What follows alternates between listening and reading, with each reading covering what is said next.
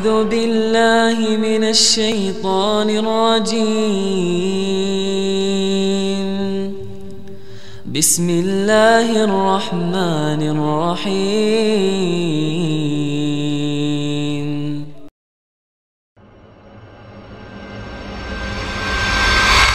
Ali bin Abi Thalib radhiyallahu anhu. Ali bin Abi Thalib juga punya kisah banyak yang unik-unik ya. Yang jelas manusia ini adalah manusia yang sangat luar biasa, tidak kalah juga kedudukannya dan kemuliaannya dengan tiga sahabat yang sebelumnya. Apalagi dia adalah sepupu Nabi Muhammad alaihi salatu wassalam dari Ahlul Bait ya, yang sangat mulia. Ali bin Abi Thalib dapat predikat dari Nabi SAW di perang Khaybar,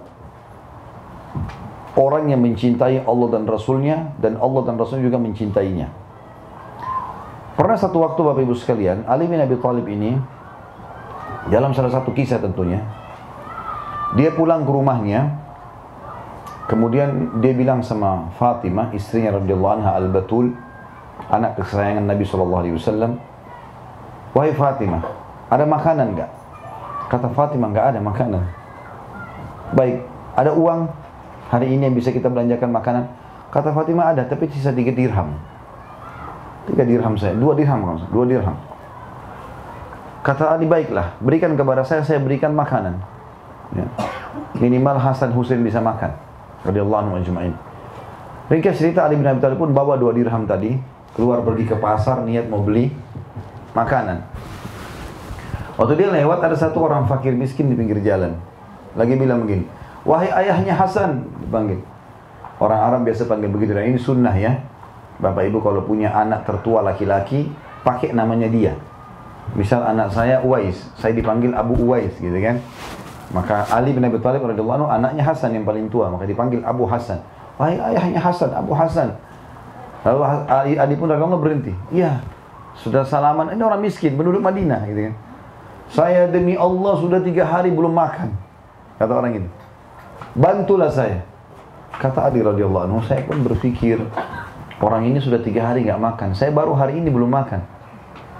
Kalau uang 2 dirham ini dibagi 2, maka keluarganya juga tidak cukup, ini juga tidak cukup. Orang ini punya anak banyak, orang miskin ini." Maka dia pun kasih, "Ini 2 dirham, silakan ambil." Padahal dia tahu nggak ada duit lagi nih. Pada hari itu tidak ada makanan pun. Dia pulang ke rumahnya.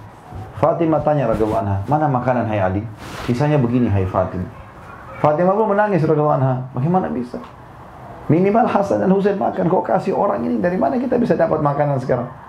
Kata Ali, "Sabarlah, coba saya ke rumah ayahmu Rasulullah SAW, mungkin beliau punya makanan." Maka Fatimah pun sabar radhiyallahu anha. Ali pun pulang, maksudnya keluar dari rumah beliau menuju ke rumah Nabi SAW, dekat sekali jaraknya ya. Subhanallah, di tengah jalan ini lihat bagaimana keikhlasan seseorang dan keyakinan Ali, tidak mungkin Allah membuat kelaparan kalau sudah sedekah di jalan Allah. Ambil pelajaran dari situ Bapak Ibu sekalian. Lewat satu orang Ansar, orang asli Madinah, dia bawa unta. Untanya unta betina, besar, berwarna merah. Ini unta yang paling mahal. Dia pegang untanya, lewat, salaman sama Ali. "Assalamualaikum, hai Abu Hasan, apa kabar, baik segala macam." Sudah, kata orang ini tiba-tiba, tanpa sebab, "Hai ayahnya Hasan, saya punya unta yang bagus, mau beli nggak?" Kata Ali, "Mau, tapi nggak ada duit." Kata dia, "Nggak apa-apa, beli saja. Nanti baru kamu ganti. Nanti baru kamu bayar." Gitu kan. "Kalau laku bayar, kalau belum tidak apa-apa." Kata Ali, "Berapa harganya?" Kebetulan unta seperti itu Bapak Ibu sekalian, kalau dijual 40 dirham, laku langsung. Langsung laku. Di sini dia bilang 20 dirham saja. Setengah harga pasar. Jatuh tempo lagi. Gitu. Kata Ali, "Baiklah, saya beli. Tapi sepakat ya, saya bayar kapan ada duit." Iya. Pergilah orang itu, Ali bawa unta itu. Tetap mau ke rumah Nabi SAW, karena unta ini juga harus masih utang, belum disembeli sama dia kan gitu. Baru jalan berapa langkah, orang yang punya unta pertama masih belum hilang bayangannya. Ada orang lewat, orang Ansar juga, asli Madinah juga, kenal pemilik unta ini. Lihat bagaimana Allah mengatur sebuah cerita ini, hidup ini gampang sekali. Ketemu sama orang ini, "Assalamualaikum, hai Hasan, apa kabar, baik. Untamu bagus ya?" "Oh ya." Ini orang yang nanya, ini tahu pemilik unta yang pertama ya. "Untamu bagus ya, mau jual nggak?" "Mau." "Berapa kamu mau jual?" Kata Ali, 40 dirham. Karena harga pasaran 40 dirham. Subhanallah, orang itu nggak nawar, nggak apa. Langsung kasih 40 dirham, ini cash. Ali bin Abi Thalib ambil, kejar orang yang pemilik pertama unta, bayar 20 dirham. Dapat 20 dirham cash. Sedekah 2 dirham, dapat 10 kali lipat. Maka dengan itu, Ali bin Abi Thalib bisa beli makanan buat keluarganya sebulan. Keyakinan. Yakin tentang apa yang Allah perintahkan benar. Bapak Ibu, kalau Allah halalkan baik buat kesehatan, buat segala macam, nikmati. Allah haramkan buruk, jangan diganggu. Tidak usah coba-coba. Oh ini babi haram, tapi saya mau tahu dagingnya. Nggak perlu coba. Ada sapi, ada kambing, ada ayam, ada ikan. Nggak usah makan, itu haram. Karena yang haram itu sedikit, kan gitu. Khamr, nggak boleh minum khamr. Allah ganti susu, madu, sirup, air putih, banyak. Gitu. Nggak boleh zina, boleh nikah, kan gitu. Hamil di sini malu, hamil di sana gembira, kan gitu. Jadi Allah kasih solusi, kan gitu. Bukan tidak ada solusinya. Jadi yang haram itu sedikit sebenarnya. Untuk apa terjerumus di situ? Ali bin Abi Thalib punya kisah yang lain, Bapak Ibu sekalian, di zaman khilafahnya. Waktu jadi raja radhiyallahu anhu. Saya sangat tertarik dengan kisah ini karena saya lihat luar biasa untuk menambah keimanan. Ali radhiyallahu anhu pernah satu waktu kehilangan baju perang. Cari baju perangnya gak ada. Sudah berapa hari dicari nggak ketemu. Dia lewat, ini waktu itu tinggal di Kufa ya. Karena Ali radhiyallahu anhu di akhir hidupnya pindah ke Kufa. Ibu kota dari Madinah pindah ke Irak. Waktu dia lagi jalan-jalan di pemukiman masyarakat Kufa, rupanya ada orang Yahudi di situ. Dia lewat depan rumah orang Yahudi ini, ada baju perangnya dia. Lagi dijemur. Ali tahu betul radhiyallahu anhu ini baju perangnya. Tapi dia tidak ambil langsung. Lihat bagaimana seorang muslim bermuamalah. Dia ketuk pintunya Yahudi itu sambil dia berkata, "Hai Yahudi, saya mau nanya." Kata dia, "Iya. Itu baju perang di depan punya siapa?" Kata si Yahudi, "Punya saya. Jelas-jelas di rumah saya, punya saya, hai Amir Mukminin." Waktu itu Ali raja loh ya. Raja. Ini raja muslim lagi bicara sama masyarakat biasa kafir lagi. Maka kata Ali, "Tapi itu baju perang saya. Buktinya 1, 2, 3, 4, 5. Ada tanda sini, ada tanda sana. Anda tahu." Kata dia, "Amir Mu'minin, sudah saya jawab. Baju perang ini di rumah saya, berarti punya saya." Apa kata Ali? Ada 3 kejadian Bapak Ibu sekalian yang membuat Yahudi ini syahadat. Masuk Islam gara-gara 3 kejadian ini. Yang pertama, Ali bilang, "Baiklah kalau gitu, kita ke pengadilan aja." Padahal Ali itu raja. Dia bisa rampas saja selesai. Apalagi Yahudi bagi dia nggak perlu gitu. Tapi Islam tidak mengajarkan itu.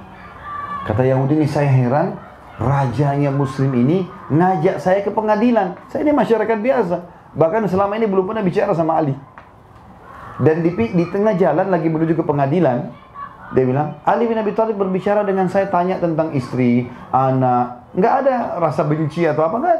Ya sudah, nanti pengadilan yang putusin. Seperti itulah. Kata Yahudi ini, saya kagum lihat ini. Ini kejadian pertama yang sudah membuat dia kagum nih.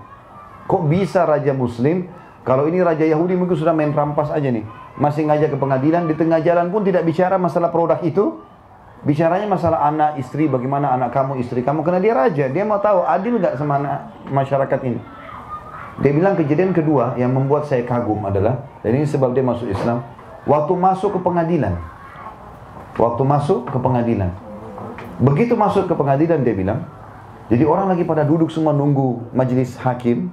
Hakimnya lagi memutuskan, 2 orang maju gitu kan. Dia bilang, Ali bin Abi Thalib ini memberikan salam untuk umat Islam di dalam pengadilan. Uniknya, mereka semua jawab salam tapi tidak ada yang berdiri. Nggak ada yang berdiri, dia raja datang, salaman. Mungkin kalau kita gitu presiden datang, mungkin kita berdiri. Ini nggak ada yang berdiri, nggak ada yang apa. Dan si hakim pun, ya waktu itu Shuraih namanya Al-Qadhi, yang terkenal dengan keadilannya. Dia mengatakan, "Silakan wahai Amir Mukminin." Tahu maksudnya silakan apa? Silakan antri ke belakang.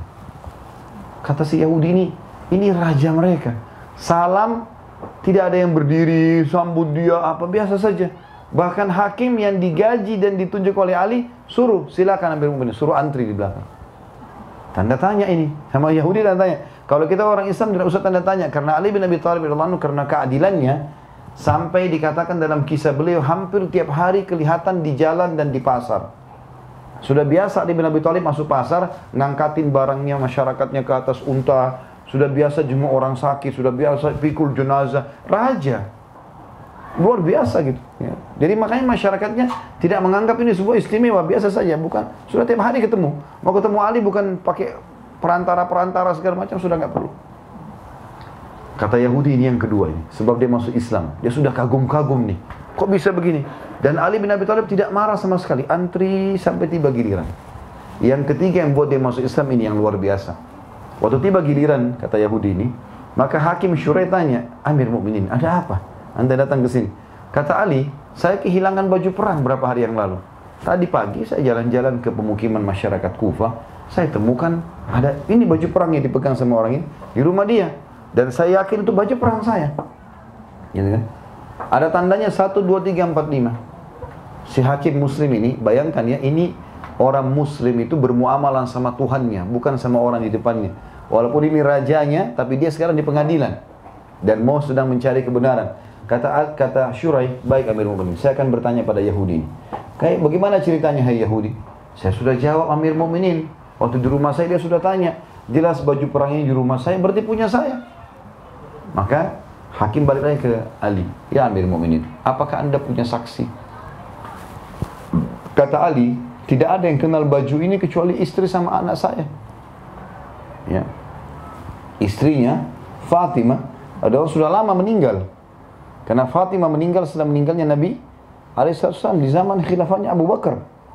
Ada istri Ali juga pada saat itu, tapi tidak begitu mengenal baju perang ini. Paling kenal Fatimah sudah meninggal. Dan ada Hasan dan Husain. Gitu. Kata hakimnya, ya Amir Mu'minin, anda tahu dalam Islam, dalam hukum agama kita, tidak boleh anak menjadi saksi buat orang tua. Dan tidak boleh orang tua jadi saksi buat anak. Kenapa sih saling bela? Berarti kesaksian Hasan Husain sudah tertutup. Ada yang lain? Kata Ali, tidak ada. Kata si Yahudi ini sebab dia masuk Islam. Dia bilang apa? Saya kaget tiba-tiba hakimnya berkata, ya Amir Mu'minin, kalau begitu saya putuskan baju perang ini punya Yahudi. Dan lebih unik lagi, Ali bilang apa? Baiklah kalau begitu. Sudah selesai. Hakim sudah. Nggak ada saksi, nggak ada apa, sudah nggak usah. Kata si Yahudi, saya terperanjat melihat itu. Karena ini kayak, apa namanya, orang yang mengeluh di pengadilan yang terakhir. Nggak ada lagi orang setelah itu. Maka Syurai pun baca kafaratul majlis, dia turun dari mejanya, mau keluar. Jalan santai sama Ali. Ngobrol berdua. Padahal ini tadi baru kasih keputusan salah menurut dia gitu kan. Maka waktu jalan berdua ngobrol, Ali seperti tidak ada apa-apa. Sudahlah, bukan hak saya, bukan rezeki saya. Seperti itulah. Lalu kata si Yahudi ini, sebentar Amir Mu'minin, sebentar hai Syurai, hai Qadhi, hai Hakim gitu. Apakah pengadilan sudah selesai? Kata mereka berdua, iya. Sebagaimana kau sudah lihat. Kata Ali, walaupun saya yakin itu baju perang saya. Saya yakin. Ada buktinya. Tapi saya tidak punya saksi. Dan agama kami mengajarkan itu. Kata si Yahudi, hai Hakim, betulkah sudah selesai? Kata dia, iya. Dan saya sudah putuskan itu baju perang kamu. Gitu kan. Lalu kemudian Yahudi itu tiba-tiba mengatakan, wahai Amir Mu'minin, wahai Hakim, asyhadu an la ilaha illallah wa anna Muhammad Rasulullah. Dia tahu cara masuk Islam. Kata Ali, kenapa kau masuk Islam? Orang Yahudi ini susah sekali masuk Islam, Bapak Ibu sekalian. Sampai kata Nabi Muhammad SAW, kalau ada 12 orang dari Yahudi di zaman beliau ya, Nabi yang berdakwah, 12 orang saja masuk Islam, sudah masuk Islam semua Yahudi. Jadi saking susahnya. Kalau ada Yahudi masuk Islam itu prestasi luar biasa gitu. Ya. Kata Ali, kenapa kau masuk Islam? Dia bilang, demi Allah wahai Amir Mu'minin, ini baju perang anda. Saya curi berapa hari lalu memang. Baru ngaku dia. Dan saya masuk Islam justru karena keadilan agama kalian. Saya tanya Bapak Ibu sekalian, coba pikir secara akal. Apa yang membuat Ali bin Abi Thalib mau mengetuk rumah Yahudi? Tidak langsung ambil, padahal dia yakin. Dan Ali tidak pernah bohong orangnya. Kenapa dia masih ajak ngobrol si Yahudi? Kenapa masih mengajak ke pengadilan? Kenapa masih mau menerima antri? Kenapa masih mau menerima keputusan Syurai, hakim tadi? Semua itu karena keyakinannya, bahwasanya keadilan dan kebenaran ada dalam agama Allah. Dan gara-gara itu orang lain masuk Islam. Dan ada banyak kisah seperti ini Bapak Ibu sekalian. Ada banyak kisah yang luar biasa seperti ini. Setiap umat Islam yang menjalankan perintah agamanya mengerjakan perintah dan meninggalkan larangan karena yakin Allah perintahkan dan mengejar pahalanya dari kebaikan dan menjauh siksaan dari larangan, kecuali mereka bahagia. Dan banyak orang masuk Islam gara-gara itu. A'udzu billahi minasy syaithanir rajim. Bismillahirrahmanirrahim.